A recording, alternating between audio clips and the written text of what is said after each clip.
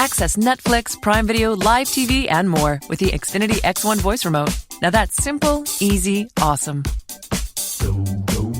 Switch to Xfinity today and get a great offer. You'll enjoy Xfinity X1, which gives you access to your favorite streaming apps like Netflix, YouTube, and Prime Video. Go to Xfinity.com, call 1-800-XFINITY, or visit an Xfinity store today to learn more. Restrictions apply. Question the harm that words can do. Question a relationship centered on texting. Question if a teenager really could drive her boyfriend to take his own life. Question her motive, love or power. Question the verdict. Question free speech. Question your version of events. Question everything. I Love You Now Die, The Commonwealth vs. Michelle Carter. Watch it now on Sky Crime, the new home of true crime. Approaching Steel Plaza. Please stand clear of the doors.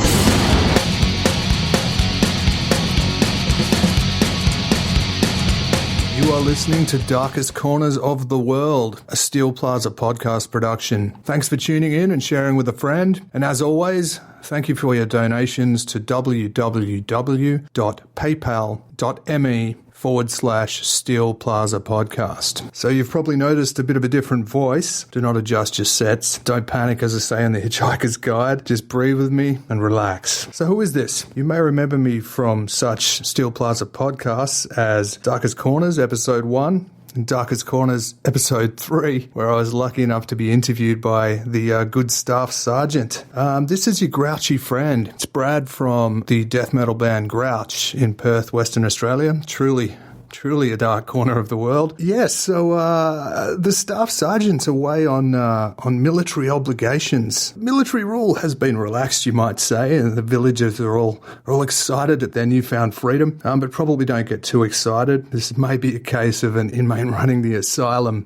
So I've slipped my way out of Arkham. I've got my mask, I've got my gas, and you're all going to listen, like it or not. Look, I really, really appreciate the opportunity to take care of business while the man's away, and you know, I'm a listener to every episode of this podcast. I truly believe in what Adam's on about and what he's standing for. Good example is this isn't cronyism, my being here. It's an example of what happens when you reach out and you share and you basically behave like a reasonable human being in this great underground that is now just worldwide. Absolutely fantastic opportunities out there for everyone. So thanks a bunch for having me. We're going to get on with some tunes very shortly, and you're going to want to turn this one up. We've got a great group of bands from Australia and the US, and we're starting off with some countrymen of mine, which is pretty cool, considering you've got an Aussie at the helm at the moment. Being compatriots of mine, they obviously ride kangaroos to work, wrangle emus, and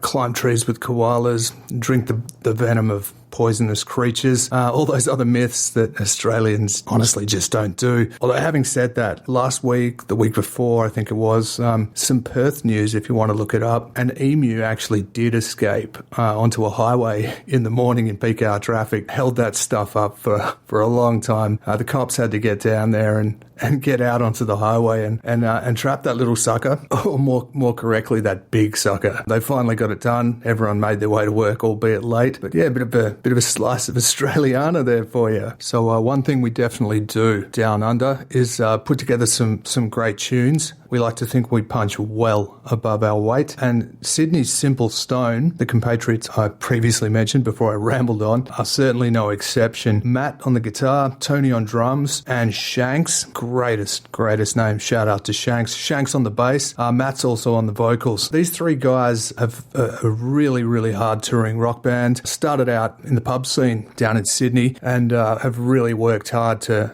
hone their craft and earn the respect of all around being a very, very hard-working rock band. So this song, Crashing Down, that we're going to hear, it's got me pretty excited. There's something about this mix that I want to share with you, and I absolutely love. I don't want to direct your ears too much. I don't know how many people remember an old rock band called The Cult. They came from kind of goth beginnings before that, Southern Death Cult, the Death Cult they were called before those things. But their guitarist, Billy Duffy, him and whoever it was that was producing at the the time, I don't recall, for some of their albums, used to use 6 and 12 string acoustic guitars, strum them super hard along with the electric guitar rhythm, and really create some awesome physicality, which kind of sets some of their sounds apart from their contemporaries. So yeah, I'm hearing this, Matt. I'm hearing this in your work. I hope I'm right, because I'm going to sound like a right tool if I've got that wrong. I'm hearing that solid stuff driving those electrics. No further ado, I've rabbited on enough. You guys are barely getting used to me, and I'm taking advantage already. This is Simple Stone, and it's their song Crashing Down.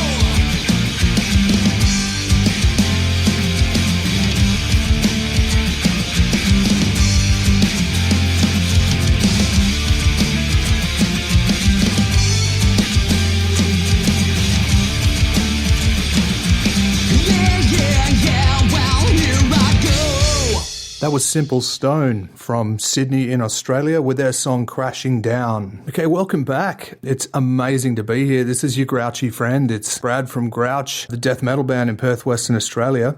Filling in for the staff sergeant. He's away on some military obligations, so I've stepped right in there. It's absolutely humbling to be asked from halfway around the world, but look, jump in, boots and all, into the worldwide underground, people. There's amazing stuff out there. There's amazing people. Look, so many great people. They all want to be involved. So get some. Up next from the staff sergeant's hometown of Pittsburgh, Pennsylvania. This is a 10-piece ska band that opened for the Mighty Mighty Boss Tones at one point. Pretty amazing ska band. Certainly had some worldwide chart success. The impression that I get was a big one down under. We certainly got into it. This is Inco Fido. Inco Fido, there's so much to like about this, which is fairly typical of a lot of ska music when it's done well. There's just so many elements. The trick with having that many weapons at your disposal is clarity. It's taking your turn and its approach. And I think these guys do it spectacularly well. I'm actually going to drop to a bit of a Slayer quote here, which may seem strange. Kerry King, the guitarist of Slayer, he once said, and I'm going to paraphrase him and probably